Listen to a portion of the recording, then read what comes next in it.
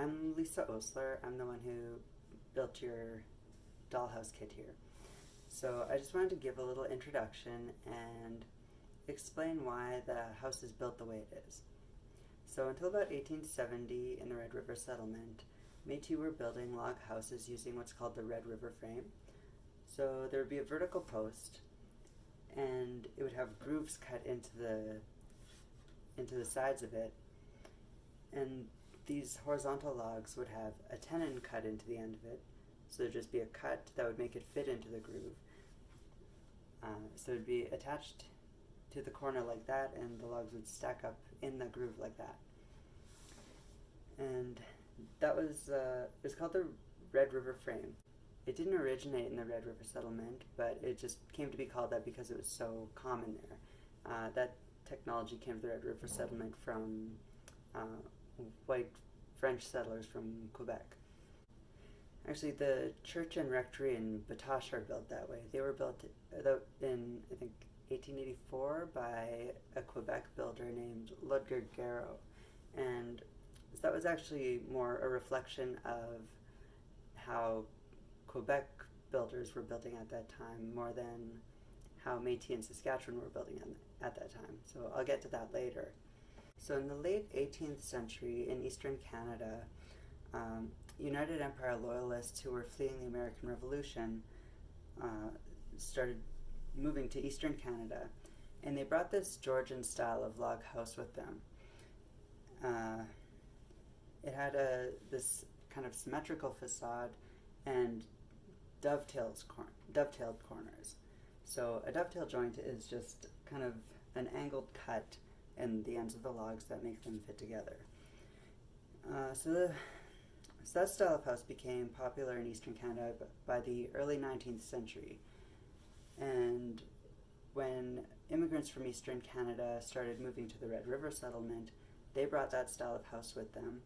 And that style of house became popular with Métis there. So when the Métis moved west, they brought that style of house with them. So the predominant style of house built by Métis in Saskatchewan was this side gable, dovetailed cornered log house with a symmetrical facade and the door on the long wall. It was also common to have an addition either on the side or on the back. Like the Karen house in Métis is built like that. Is this kind of house with it has like that kitchen addition on the back, and then it also has like the veranda in the front, and it has plastered walls. Some houses had plaster on them and some didn't. Some had like a clapboard, like kind of a wooden siding, like what's on the rectory and church in Métis. There was a similar style of log house that was common in Duck Lake, where it was like a front gable house. So the house would be like this, and the door would be on this side of it, and this would be kind of the front of it, and that would be facing the road in the town. So European settler houses that were built in this style typically would have a staircase in the center that would divide the main floor in half, and then those halves might be further divided. So there might be like 2 to 4 rooms in the main floor. In the Métis house, typically the staircase would be in a corner that would leave the main floor open. And that was sort of reflective of the more communal and egalitarian nature of Métis culture. So this would be more like a communal multi-use space. And typically they were this kind of setup, like a main floor plus attic sleeping area. So the dollhouses that we're making from the kits here, I've made them to be like a sort of a simplified version of this house. So it's overall that style of house, but because dovetails are kind of a lot of work to cut, I didn't have time to cut dovetail corners on 20 houses. And it's also harder to assemble if you don't have proper clamps and things like that. And so I sort of made it to look like the Red River frame, but in the overall style like this house. So if you look at the gable, typically there would have been a window up there. Like obviously if there's a room up there, they needed light up there, so there would be a window. But again, just because of time constraints, I didn't really have time to cut out that many windows. And so I cut the grooves in there just to look like a vertical post with horizontal lugs going into it. And I based that off of this illustration here, if you can see, which is the Perrin Homestead near Duck Lake. And that was from this document, Historic Building Technology of Métis Communities, which is a study of Métis houses by Parks Canada from, I think, 1985, I want to say. So, yeah, this is actually a document that I got a lot of my information from. And I don't know, it's not that easy to find. Like, this was printed from microfiche from a library in Quebec City.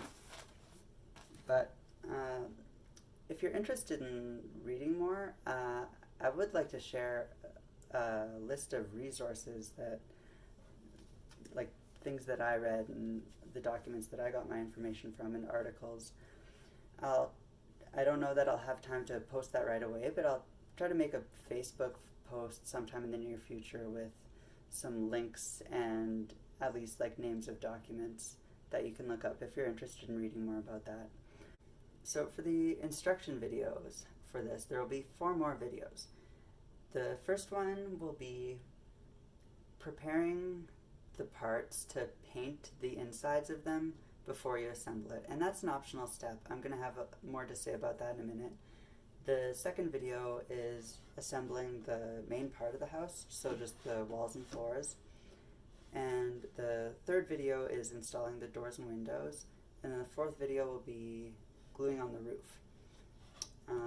So as for painting the inside before you assemble it, you can choose to do that or not. I prefer to paint the parts before gluing it together. It's easier to paint it that way, for sure, because if you wait until my kid put a raisin in there earlier.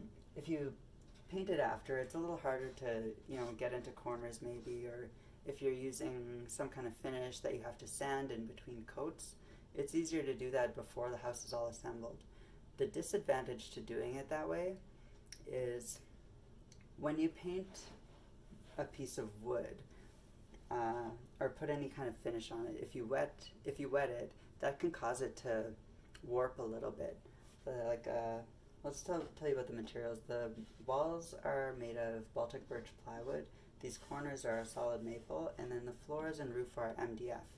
And the MDF especially, it can swell a bit when it's wet, or it might bend a little bit. So that might make it a little bit harder when you're gluing the house together. Like when I put this together, I had to sort of, bend the floor piece a little bit to stick it into the groove in the wall, things like that. So that's a choice you can make. It's up to you, really. Like if you put it together after, or if you put it together without painting it first, it's totally possible to paint the inside after. Like it's not that much of a problem, but there are advantages and disadvantages to doing it either way. So yeah, just take a minute to consider that and figure out what you think will be easier for you. So I think that's all I need to say about that. So the next video will be preparing the house to paint the interior.